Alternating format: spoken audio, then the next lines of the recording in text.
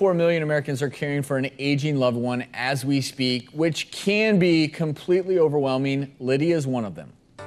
In 2000, my mother had a stroke. She's lost the ability to speak, to walk. She has paralysis on her entire left side, and as a result of that, she's not able to swallow and has a lot of problem breathing. And I, along with my siblings, have been caring for her ever since. I think I'm gonna have to give you your medication, Mama. Part of the stress in caring for my mother is the medications. My mother's coverage for her medicines is Medicare Part D. Medicare Part D is very confusing because there are several plans. They're constantly changing, and some of her medications aren't covered. It could become very costly. My mother told us that if she'd ever become a burden, she would rather die. The most important thing for me and to my family and my siblings is that my mother is being taken care of well, that she's comfortable for these remaining days of her life. But it really hurts me. How do I know that my mother's on the right plan?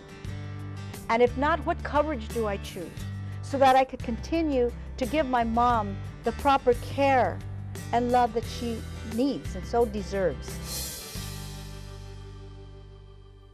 Please welcome Lydia, who's here. Also joining us is CVS pharmacist Jeff McCluskey. Thank you. Thank you both. So I see it in the ER all the time. Someone who's become a caregiver for a loved one, they don't really know what to do. It's so overwhelming. Here's a brief checklist of a few things that you need to know. First of all, you got to find out about their health care and their prescription drug needs. Gather information so it's readily available in case of emergency. Social Security number, Medicare number, insurance plans, their policy numbers.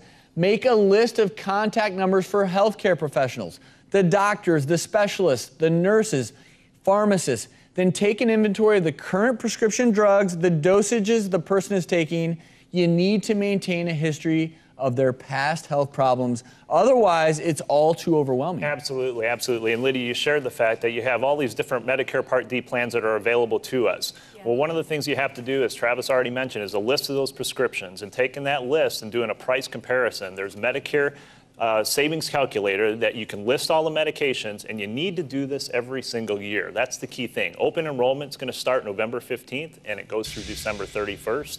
You have to compare every single year because the medicines that are covered change and the cost to you also change.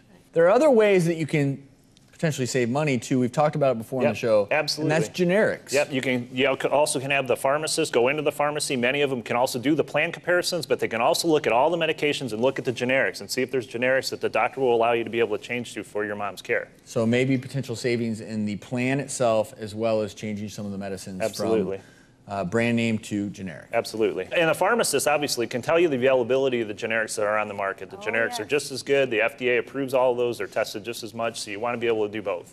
Yeah, since at the beginning, you know, it's a constant change.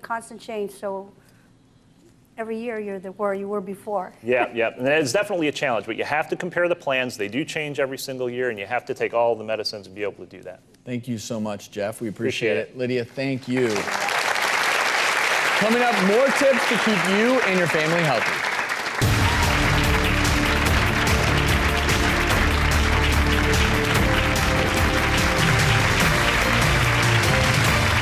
Tomorrow, The Doctors is all new. Earaches, armpit rashes, neck pain.